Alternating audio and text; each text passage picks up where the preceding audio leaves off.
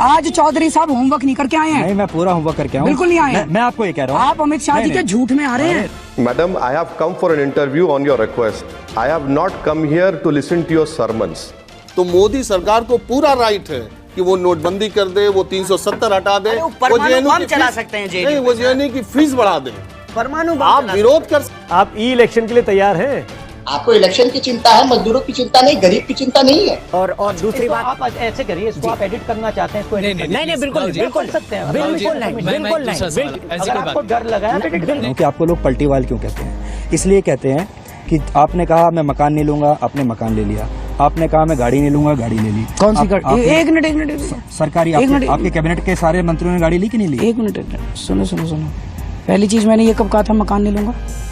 आप अपने पुराने देख लीजिए कि मेरे को सरकारी मकान नहीं चाहिए। एफिडेविट है मेरे पास, उसमें लिखा था बड़ा बंगला नहीं लूंगा, अगर जरूरत पड़ेगी तो सरकारी मकान लूंगा, उसमें लिखा हुआ है, मैं दिखा दूंगा। और झूठ बोलते हो आप लोग, ये बीजेपी वाले कहते हो और आप मान लेते हो। मुझे पूरा पता है, चौधरी साहब पूरा होमवर्क करके आते हैं, आज नहीं करके आए। बिजनेस क्लास आपने कहा, मैं बिजनेस क्लास में कभी नहीं जाता। कब कहा? मैं आम आदमी हूँ। कब कहा मैंने बिजनेस क्लास में नहीं जाता? आपका बस चले ना, मेरे को सड़क पे बिठा दो। केजरीवाल ने कहा मैं रोटी नहीं खाऊंगा, केजरीवाल ने कहा मैं आलू की सब्जी नहीं खाऊंगा। आज चौधरी साहब होमवर्क नहीं करके आए हैं। नहीं, मैं पूरा होमवर्क करके आया हूं। बिल्कुल नहीं आए। मैं आपको ये कह रहा हूँ, आप अमित शाह जी के झूठ में आ रहे हैं। नहीं सर, आप प्लीज थोड़ा सा अमित शाह जी की सारी बातें मत माना कीजिए, वो झूठ बोलते हैं। टाइम्स नाउ पर असदुद्दीन ओवैसी का इंटरव्यू हुआ। इस इंटरव्यू में एंकर ने मुस्लिम औरतों को लेकर कुछ ओवैसी पर इल्जाम लगाए, जिससे ओवैसी भड़क उठे और एंकर को एक तरफा बताया। हर चीज को आप एक अपीजमेंट या पॉलिटिकल चीज मत बनाइए।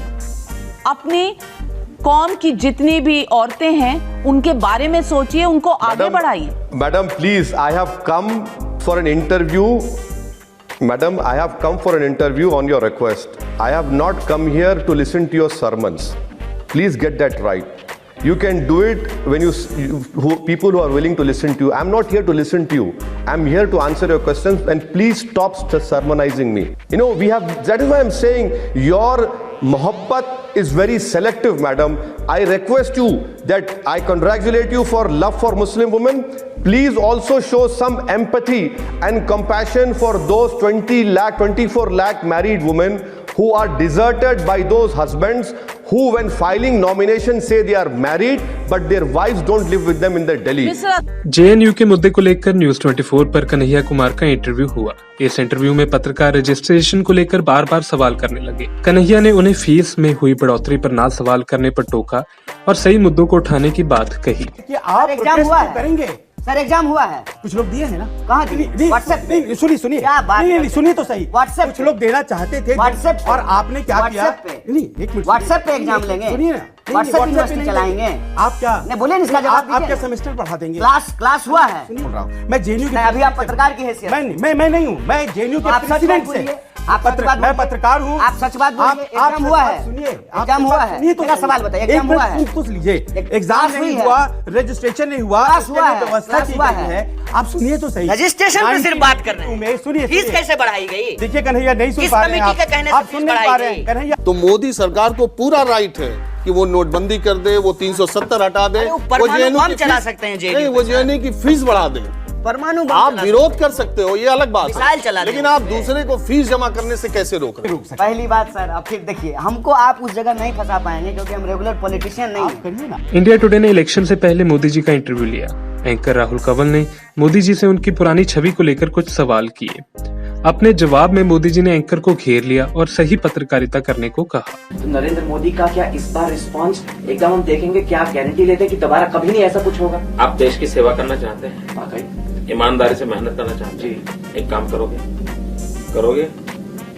मैं राहुल को पूछ रहा हूँ, बोलिए जी। आप एक काम कीजिए, 1984 के कम्युनल वायलेंस का रिपोर्ट, भागलपुर के कम्युनल वायलेंस का रिपोर्ट, 1969 गुजरात के कम्युनल वायलेंस का रिपोर्ट, आपको जो ठीक लगे उस पैरामीटर से कंपैरिजन करिए, और उसमें अगर इन बाकी चारों से यहाँ अच्छी कामगिरी हुई है तो दुनिया को बताओगे?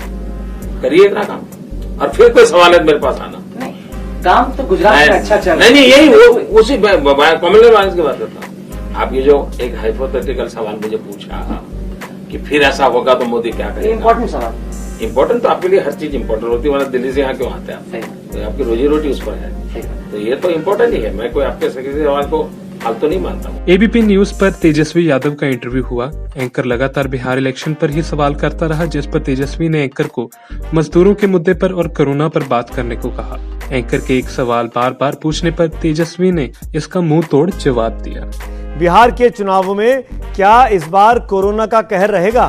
क्या पूरा चुनाव इलेक्ट्रॉनिक वे में लड़ा जाएगा, जैसे हम और आप बात कर रहे हैं स्काइप के जरिए डिजिटल वे में? हाँ, आप लोगों को तो जानकारी पहले मिल जाती है, इलेक्शन कमीशन को बाद में मिलती है। आप ई इलेक्शन के लिए तैयार हैं? आपको इलेक्शन की चिंता है, मजदूरों की चिंता नहीं, गरीब की चिंता नहीं है। चुनाव आयोग, आप चाहेंगे कि चुनाव टल जाए आगे या हो समय पर? हम क्या बताएं, अभी हमारे सामने हम चुनाव देखेंगे कि हम लोगों को जिंदगी बचाने में लगेंगे, उनको भूख मिटाने में लगेंगे। जनता के सामने तस्वीर साफ सामने लेकर आना।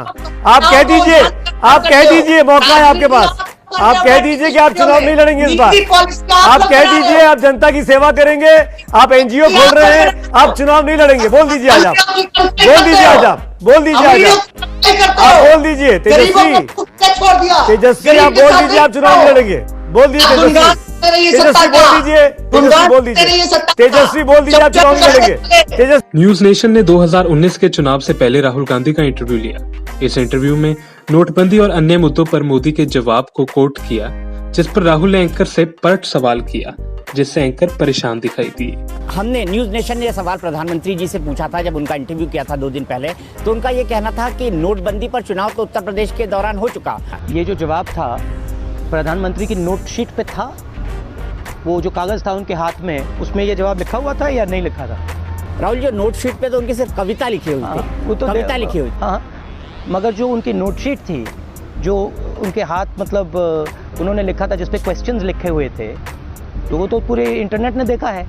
कविता थी मगर उस पर क्वेश्चंस भी थे।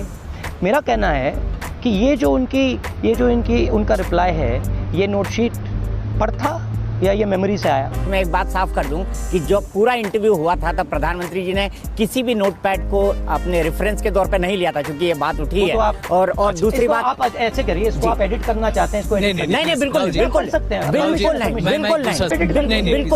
नहीं, मैं परमिशन दे रहा हूँ। नहीं, बिल्कुल नहीं, बिल्कुल can edit this part out. Vande Mataram.